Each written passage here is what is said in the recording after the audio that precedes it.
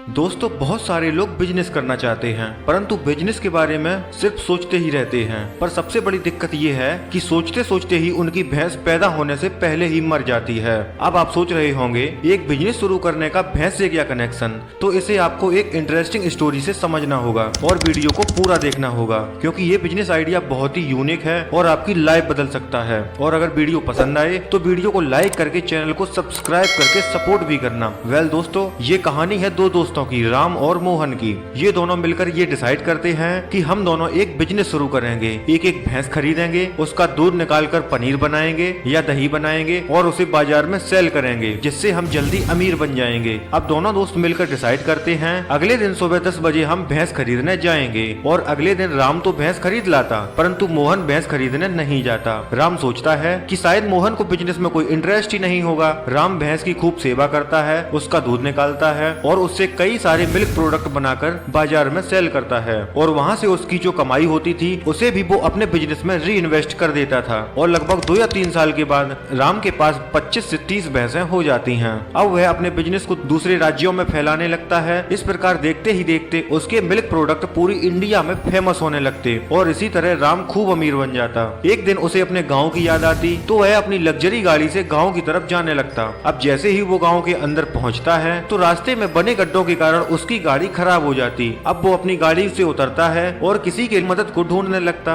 अब उसे एक व्यक्ति पेड़ के नीचे बैठा हुआ दिखाई देता। अब वो उस आदमी के पास जाता तो उसे तुरंत पहचान लेता कि ये तो उसका दोस्त मोहन ही है और वो बड़ी ही बुरी हालत में होता है। उसे देखकर राम ने कहा, अरे भाई, ये क्या हो गया तुम्हें? मोहन राम को सूट बूट में देखकर पहचान ही नहीं पाता। फिर राम मोहन से कहता है कि भाई, मैं तेरे बचपन का दोस्त राम हूँ। तब मोहन उसे पहचानता है, लेकिन राम उससे पूछता है कि भाई, तू उस दिन भैंस खरीदने क्यों नहीं आया? अगर तुम भी आते तो हम दोनों दोस्त मिलकर बिजनेस करते और तू भी मेरी तरह अमीर हो जाता। तब मोहन राम को बताता है कि जिस दिन हमने ये डिसाइड किया था कि कल सुबह हम भैंस खरीदने जाएंगे, उस दिन शाम को जब मैं घर गया तो अपनी पत्नी को ये सब बताया कि हम किस तरह अपना बिजनेस स्टार्ट करने वाले हैं। तो मेरी पत्नी ने मुझसे कहा कि अगर तुम भैंस खरीदोगे और अगर भैंस को कोई बीमारी हो गई या भैंस मर गई तो क्या होगा? ये सब सुनकर राम हंसने लगा और बोला कि भाई, तेरी भैंस तो पैदा होने से पहले ही मर गई। और दोस्तों, मैक्सिमम लोगों के साथ भी ऐसा ही होता है। वो लोग बिजनेस के बारे में तो बहुत सोचते हैं, परंतु उनके अंदर दुनिया भर की निगेटिविटी आ जाती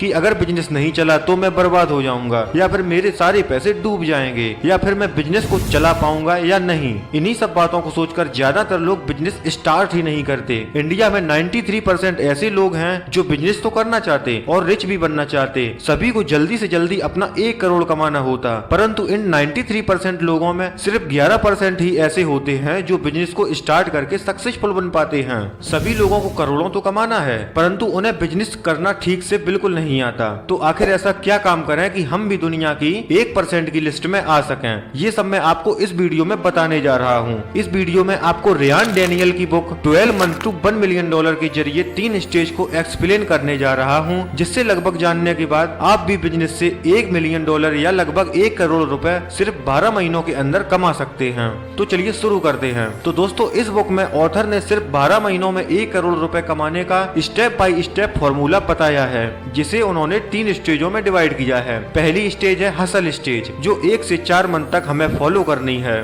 दूसरी स्टेज है ग्रोथ स्टेज, जो 5 से 9 महीने तक हमें फॉलो करनी है। और तीसरी और लास्ट स्टेज है द गोल्ड स्टेज, जो 10 से 12 महीने की होती है। तो आइए तीनों स्टेजों को हम स्टेप बाय स्टेप डिटेल में जानने की कोशिश करते हैं। Step number 1, the hustle stage. ये स्टेज शुरुआत से लेकर 4 महीने तक की होती है। इस स्टेज में आपको सबसे पहले डिसाइड करना है कि what product should I sell. India के सबसे बड़ी कस्टमाइजेशन फैशन वेबसाइट के मालिक प्रभकरण सिंह और सिद्धार्थ मनोट ने जब देखा कि इंडिया में काफी टाइम से लोग वही पुराने टाइप के घिसे पिटे एक ही तरह के शर्ट और टी शर्ट पहन रहे हैं, तब उन्होंने सोचा पूरी दुनिया में कस्टमाइजेशन फैशनेबल चीजों का ट्रेंड शुरू हो गया है, तो क्यों ना शर्ट और टी शर्ट में भी कस्टमाइजेशन प्रिंट स्टार्ट किया जाए, जिससे इंडिया में भी फैशन ट्रेंड शुरू हो सके। दोस्तों, इंजीनियरिंग के 2 स्टूडेंट का विजन था कि इंडिया में फैशन को बढ़ावा दिया जाए, और कहीं ना कहीं उन्हें ये भी पता था कि फैशन इंडस्ट्री में काफी ज्यादा कम्पिटिटिव मार्केट भी है। पर उन्हें पता था कि हमारे पास कुछ ऐसे एडवांटेज हैं जो बाकी कंपनियों के पास बिल्कुल नहीं हैं। 2012 में उन्होंने अपनी कंपनी स्टार्ट की और अपनी खुद के सिर्फ 30,000 रुपए लगाकर टी शर्ट को प्रिंट करके कस्टमाइजेशन करना शुरू किया। उन्होंने अपने ही घरों के कमरों को स्टोर बनाया, वहाँ पर अपना स्टॉक रखा और सबसे बड़ी दिक्कत अब ये थी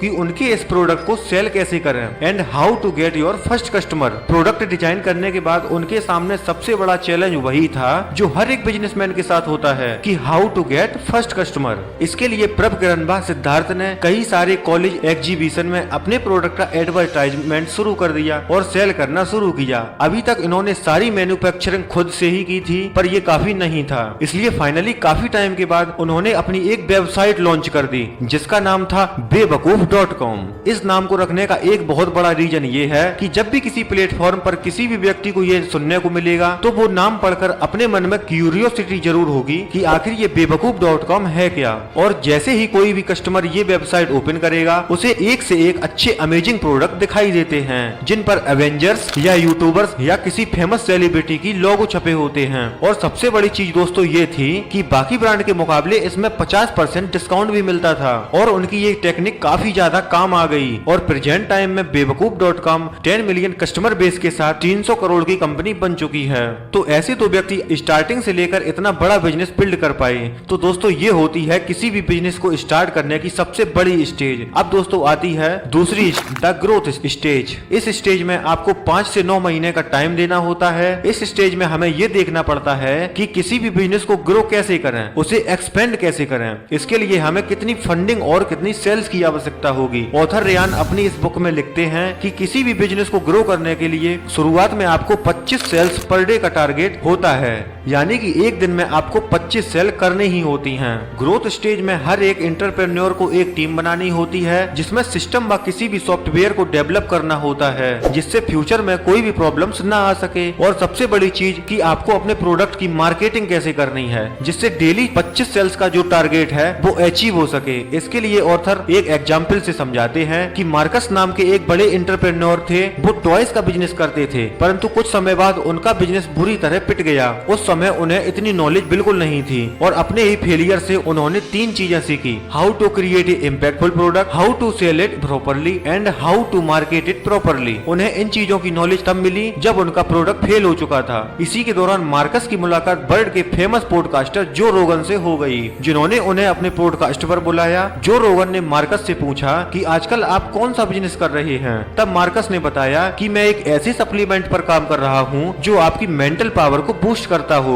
जो रोगन ने ये आइडिया सुना तो उन्हें काफी ज्यादा इंटरेस्टिंग लगा और उन्होंने मार्कस को जल्द से जल्द अपना प्रोडक्ट लॉन्च करने को कहा। जब मार्कस ने उन्हें वो सप्लीमेंट दिया, जो रोगन को बहुत ही ज्यादा वो सप्लीमेंट पसंद आ गया और जो रोगन ने 50% पार्टनरशिप के साथ ये बिजनेस स्टार्ट कर दिया। जो रोगन एक वर्ल्ड फेमस पॉडकास्टर हैं जिसके मिलियन ऑफ फॉलोवर्स हैं और जब उन्होंने अपने पॉडकास्ट पर सप्लीमेंट को प्रमोट करना शुरू किया तो उनका बिजनेस काफी ज्यादा बढ़ गया। इससे मार्कस को भी कई गुना प्रॉफिट हुआ और उनका 25 सेल पर डे का जो टारगेट था वो भी पूरा होने लगा। तो ग्रोथ स्टेज में आपको प्रोडक्शन कैपेसिटी भी इंक्रीज करनी होगी और नेटवर्क मार्केटिंग के जरिए सेल्स पर भी फोकस करना होगा।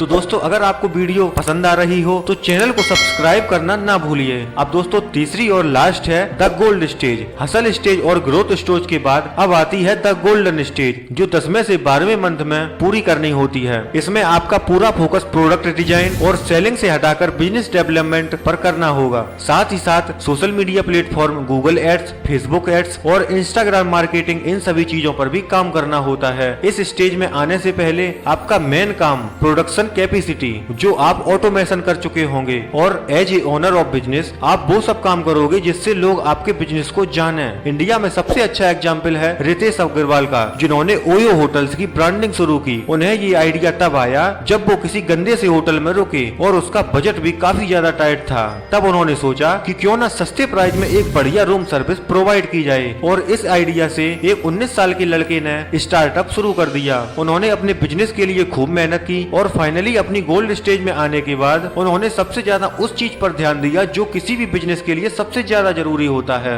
ऑथर रेयान हमें बताते हैं कि गोल्ड स्टेज में आने का मतलब ये नहीं है कि आपका बिजनेस बन गया, अब आपको कुछ नहीं करना, बल्कि गोल्ड स्टेज में आने का मतलब होता है कि अब आपका टारगेट अचीव हो गया, जो कि है 1 मिलियन डॉलर टू 12 मंथ। यानी कि अब आपको बिजनेस से इतना रेवेन्यू जनरेट होने लगेगा। बस आपको इसी प्रोसेस को लंबे समय तक फॉलो करना है, जिससे आप मिलेनियर ही नहीं बल्कि बिलियनियर भी बन सकते हैं। और दोस्तों, अगर वीडियो आपने यहाँ तक देखी है तो आप हमारे लिए बहुत ही वैल्यूएबल इंसान हैं। यदि वीडियो दोस्तों पसंद आई है तो अब आप चैनल को सब्सक्राइब करके सपोर्ट भी करिए। तो दोस्तों, मिलते हैं हम अगले वीडियो में। तब तक के लिए जय हिंद।